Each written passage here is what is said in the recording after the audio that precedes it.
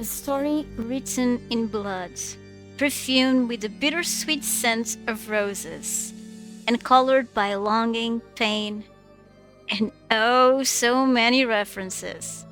This is Silas's third myth in Love in Deepspace, where Silverwings Rest, and it did not disappoint at all. After hints in Silas' previous myth and in his Midnight Worm Secret Times, we are finally shown his true essence: a vampire, or if you prefer, a blood sucking archfiend. I'm Princess Farron, and let's travel through the Deep Space Tunnel to recap and theorize about where Silverwings rest. This myth also takes place in Philos. The world stands on the brink of doomsday, and the MC, an immortal mage, summons Sylus, the Archfiend Sovereign, to help her enter the sacred core and shatter her curse, her immortal life of suffering. Right at the beginning, we learn that the MC allowed herself to be tested upon again and again, always judged as evil because the nature of her condition remained unsolved. Then she met a woman who taught her magic and told her that only by entering the sacred core and beginning anew could her curse be lifted. Keep that in mind. This detail will matter more than we expect later, not just for Sylus, but for the entire Love and Deep Space storyline. Before we proceed, I want to highlight two details. First, the parchment's title, The Fallen's Pact. Fallen usually refers to fallen angels, those who rebelled against God and were thus cast down. Second, Sylus is described as an archfiend, a powerful demon lord or a chief fiend who commands others below him, sometimes synonymous with a fallen being.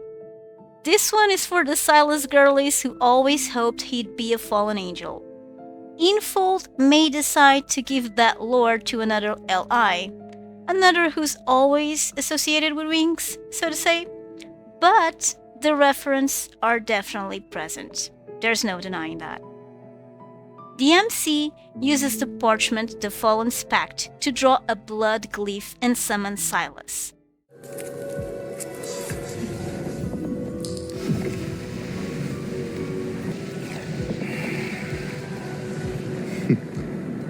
You used your blood as bait. I hope you're prepared to become my feast. Did you see that? The way they fought? He literally threw her against the tower. I know I shouldn't laugh, but it was funny. And then they actually hit each other and their blood spills into the flowers. The flowers were like waiting for the droplets to fall, like their blood could bring them life. Poetic and morbid and beautiful. After their linkage is formed, Sylus spins her around. It's like they're dancing. Again, music and dance are always woven into their fate. And then, Sylus dares to test the MC when the pursuers arrive. He's so sassy in this myth, it's insane. But we are all here for it, right? And when he's thirsty, he gets a little cranky. So much food. How did he even know if the MC could afford all that? After disturbing everyone in the inn during yet another fight, the MC and Sylus learn something surprising. The linkage is unbreakable. And that's when Sylus starts having fun. After Sylus feeds on MC's blood, she muses about how after she gets her wish, she'll no longer stay alive after giving away her blood. That she is an anomaly in a world where death is everywhere. And still, she wants to lose that. Once again, in this myth, MC is an anomaly, a variable that defies the regular order of the world she lives in. This always seems to be her fate across timelines, and that's why she's always dangerous. And tell me, are you enjoying this sassy Sylus? If you are, Good, because there's a lot more. They arrive at the manor the MC kept in Velmure as if it were inheritance, and Sylus immediately introduces himself as her husband, Count Cyrus. Now, this name is a beautiful callback to the Beyond Cloudfall myth, everyone, if you remember. Afterwards, as they also do in the current timeline, MC and Sylus go to an auction/ball. MC's goal is to acquire a fragment of the Night's Whispers, a collection of poems by Sir Farron, Philos' greatest archmage, which has also gathered the interest of many other mages. And why is that? Because that mage supposedly wrote a prophecy about the Sacred Core's next appearance. While all the mages reveal themselves by beating on the Night's Whispers, the MC is smarter. She uses her magic to try to retrieve the fragment. But her magical glyph is destroyed by someone who was not one of the beating mages. Suspicious, right?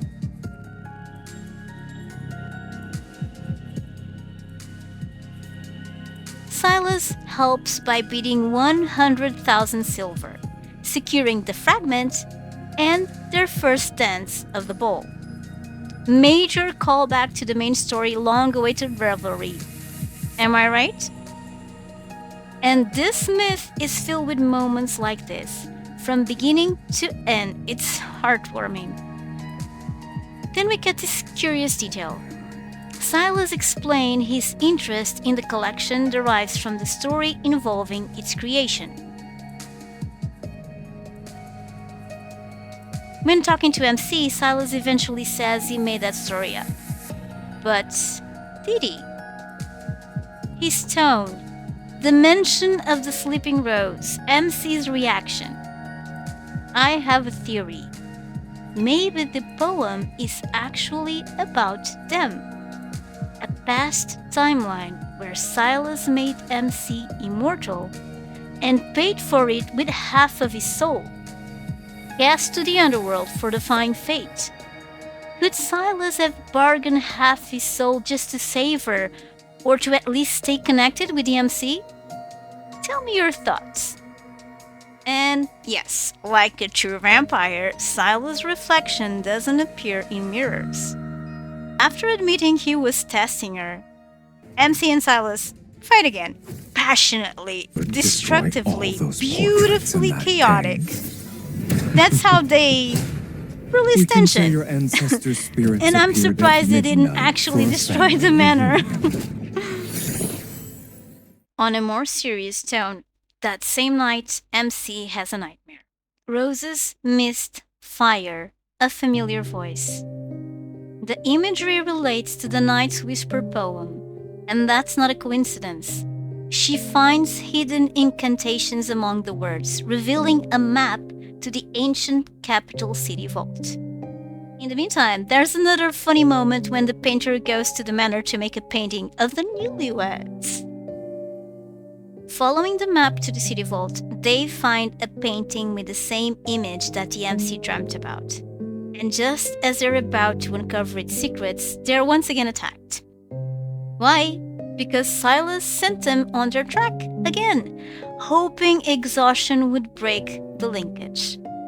On this timeline, it was Sylus who wanted to break their bond, the opposite of how he behaved in the present timeline, because there, he remembers everything, and the MC doesn't. It's like they're dancing through time, pushing and pulling each other across universes. Painful and beautiful. Anyway, after Sylus eventually joins the fight and they defeat the mages, he feeds off their enemies. As the blood drips onto the painting, its magic is released, and it engulfs Velmure. As they fly through the sky to escape, the MC remembers looking upon an ebony city similar to what she's seeing now, another Beyond Cloudfall reference. This could imply that Sylus's dragon myth happened previously. However, At this point, I no longer believe this is the case, and tell me if you think this makes sense, okay? I think that all the love interest myths happened in parallel universe, not sequential ones, different branches influencing each other. Back to the story. MC and Sylus finally decide on some truth. And this is how Sylus decides to honor it. If I'm the only one, that's even better. And that's where the heartbreak truly begins. Grab your tissues. Roses bloom again. Will you remember who I am now? Will you remember me? Suddenly, the myth cuts deeper. Because we know the future. We know Sylus remembers everything across lifetimes. We know the MC remembers nothing. Can you imagine all his centuries of longing, all the frustration, all the hurt? They were born here. This sin? Devastating. In the meantime, people in Velmure are also having nightmares about roses in the mist, and one maid even brought through reality a rose petal from her dream. Even Sylus had a nightmare that disturbed him to his core. And if any of you watch the OG Nightmare on Elm Street movies, this will definitely ring a bell. Anyway, what matters is that this is not a good omen. And so, the MC tries to look for more clues in the Night's Whispers poem. Due to the disturbance, rare animals start appearing in Velmure. Sylus and MC decide to join a royal hunting party to find out more. Here we have another reference to the no defense zone and Sylus' ability to ride horses. As I said, this myth is probably the one with the most little callback so far. In a forest, they find a white crow with a rose vine crawling out of its back. So, in this myth, we have a White Mephisto with the rose that has yet to bloom. What does this mean? In Chinese symbolism, white represents mourning and death, while the rose represents eternal spring and longevity. Put together, the message becomes clear. Longevity can only bloom after death. And this fits beautifully with the theme Love in Deepspace explores over and over. The MC must die or be reborn for a lifetime of happiness with her chosen LI.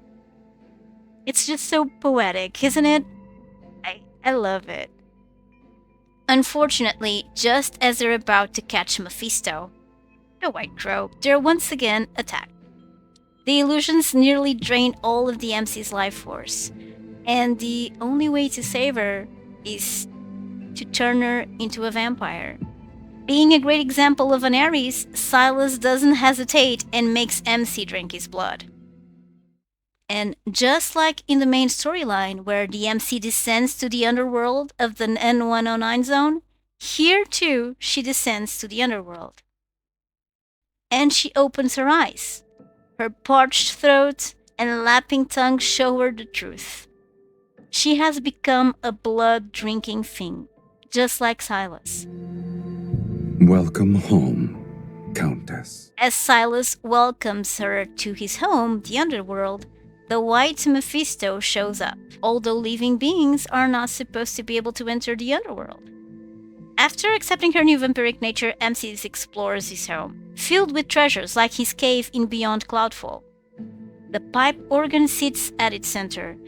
Do you remember how we learned the music Sylus played was actually one this song? He had learned from the MC? It's a huge cosmic tapestry, and it's all connected. And right after that, we have one of the most significant lore drops in this myth.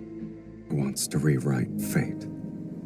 And there are other timelines with people such as yourself. Have you ever wondered where those discarded fates go? A place must receive these fragments erased from various timelines. When enough fragments accumulate, they form ruins. The Underworld is a fate's graveyard. I love this so much. This part immediately made me think of the Fractal Library. I'll explain why. As we learned in The World Underneath, Chapter 21, Dusk to Autumn, the Fractal Library is similar to a nest to birth the universe. Its perpetual spring, the fact it contains a collection of successful timelines, it means that. And on the opposite side, there's the Underworld, which functions as its graveyard or its garbage can, where worlds that didn't succeed are thrown away. My question here is, do Zane and other administrators of the library know they're throwing their failures away to Sylus' realm specifically? What do you think?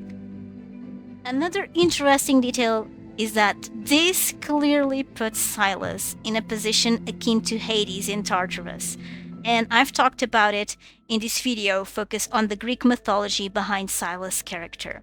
So, Tartarus, the ruler of the deepest region of the Underworld, the place where souls are judged and the most wicked receive divine punishment. It fits so well. Remember when I said Sylus was probably a mage before becoming a fiend? I believe this might also point to that. When MC asks for human food, despite being a vampire, she notices that the food Sylus brings her has a seal that mages use to preserve food, although no mage would preserve food for over 100 years. Makes you think, doesn't it? And there's another one of those heartwarming callbacks. Sylus humming as he prepares the food, just like in the captivating Flavor Memoria.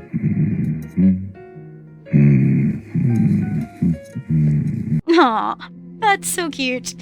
And maybe that was what made MC have a heart-to-heart with Sylus. She confesses why she actually wants to enter the Sacred Core. She wants to end her eternal torment. After the MC feels well enough to leave the coffin, White Mephisto comes in with the black rose bloom. The MC decides to go see the Underworld's garden. And this is when Sylus finally gives the White Crow a name, and Mephisto, once again, illustrates his namesake from Phos Mephistopheles and acts as a traveler and messenger between worlds. Between hell, or a version of it, and the mortal world. And besides that, this clearly means that the mechanical Mephisto we know from the main storyline is a version of a real bird that once was part of Sylus' life. I really love Mephi, so I found this part very bittersweet. Besides, the gardens with inverse colors also makes me think of the phrase as above, so below, which for me is also implied later on, spoiler alert, by the reference to the hourglass inside the fake Sacred Core. MC is delighted with the black and blue roses, so she decides to decorate the inside of her new bed, the coffin, with them, so she can have better dreams. When MC wakes up, she's dominated by an overwhelming desire to consume Sylus' worms, to drink his blood. After the candid revelations of the previous night, they consummate their relationship, their pact, by drinking off each other. Then, in a very gentlemanly manner, Sylus wipes away the traces of blood from the MC's mouth with a handkerchief. I've never seen anything like that in my reality, so wow, I was mind blown by this gentle gesture, for real. And just when the MC and Sylus finally get close, reality comes knocking by the wing of Mephisto.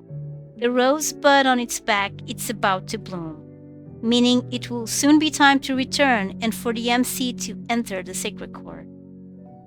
Before leaving the Underworld, MC decides she wants to leave something for Sylus.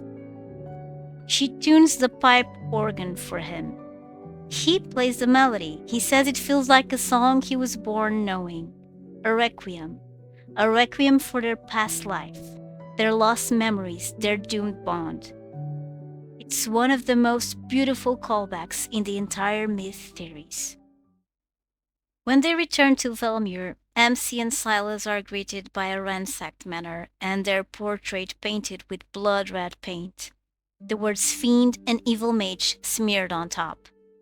When they look at the mirror, there's no reflection. They're now truly the same kindred spirits. As they travel through Velmure in search of the sacred core, mages keep chasing them, and the MC feels more pain by the day.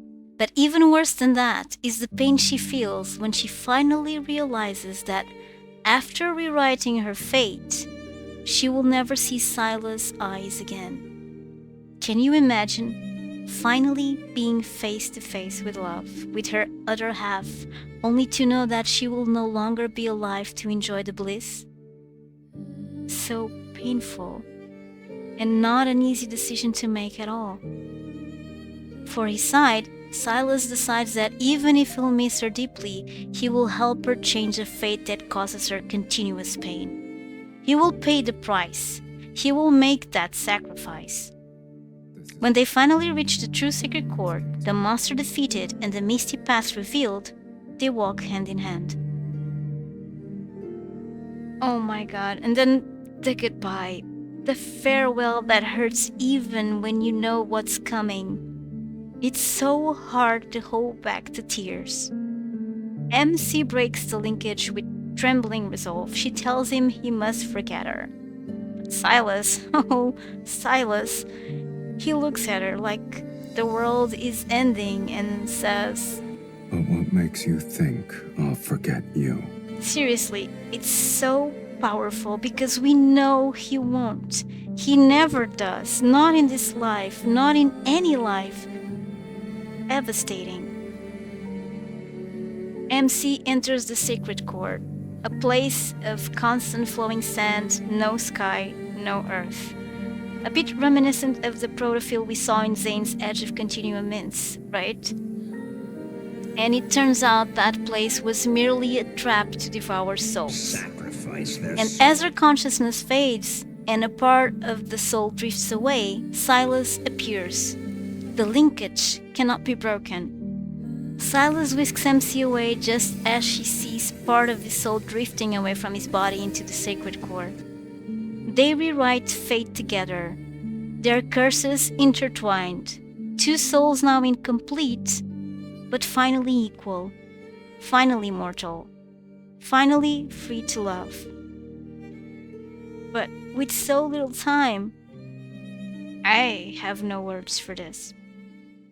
But there's also something I'd like to add about the sacred core space. It really reminded me of Naihe Xiao, the Naihe Bridge in Chinese folklore. According to it, a soul must cross the Naihe Xiao before reincarnation, where it is forced to drink Mengpo soup to forget its past life. This soup supposedly erases all memories, allowing the soul to be reborn without the burdens of its previous life. The bridge is named Bridge of Helplessness, or Bridge of Resigned One, signifying that the soul must let go of all regrets before moving on. And we see that something similar was about to happen to the MC when she lost the soul fragment and her consciousness was about to fade away. And also what always happens when she is reborn, she always loses the memories of past lives. MC brings Sylus to her garden, fulfilling her promise to show him the roses. They imagine how they'll find a fortress and turn it into a temporary home, how they'll find a place with a pipe organ for the MC to play and for Sylus to sing along. They're dreaming just like two normal people about to start a life together, I imagine. And once again, all these are callbacks to other timelines we have already witnessed. Like arguing about the seasoning. It's sour. And the fact Sylus says he will craft a wooden bird for the MC and call him Mephisto if she wants. That's what we have in the main timeline, except Mephi is mechanical. With the sacred core destroyed, the world collapses. Riots, fanatics trying to summon their lost god, in a similar fashion to what we've been described in Zane's sacred chapter, Edge of Continuum. People hunt them, the ones who destroyed the sacred core, until one day both of them decide to stop in their tracks. It's time to stop running. Are you ready to partake in the final feast, my dearest wife? After their ritual, they fight the legions of mages and take refuge inside the church, like the one in Beyond Cloudfall and alternative Darkborn. So many parallels between these moments and what happens in Valleydream Bloom as well. And did you notice how the upside world version of Mephisto was present at the church? Mephisto watches, just like Mephistopheles overseeing a contract. He's a witness to their union, their pact, their devotion, like a witness on a marriage. We are then treated to several scenes that took place long ago. We learn that despite being Fate's graveyard, the Underworld only accepts incomplete souls. And Sylus doesn't have half of his soul because MC is the one who has it. We also see MC's half of the story. We learn that MC was actually an immortal because she had half of an immortal soul inside her. And we already knew that from the previous myths, the main story, and even from the world underneath chapters. Sylus had always been looking for the other half of his soul, and he has never forgotten the MC, even if her memories have faded. Their bond is ancient, fated, catastrophic, unbreakable. Now, all this is extremely romantic, of course, but it also leads to a theory touching all the allies, all the love interests. I started developing this idea with Raphael's Forgotten Sea, Sea of Golden Sand, and Tears of Ramiro myth. I believe that the MC is immortal because she always carries a fragment of the LI's essence. She bears a piece of their heart. Remember the latest Xavier's myth where stars scatter? Xavier gave MC a piece of a protocore, saying it was a mere trinket, when in fact it allowed her to manipulate his evil light power. I honestly believe it's not just a coincidence, but I would really like to know what you think about it.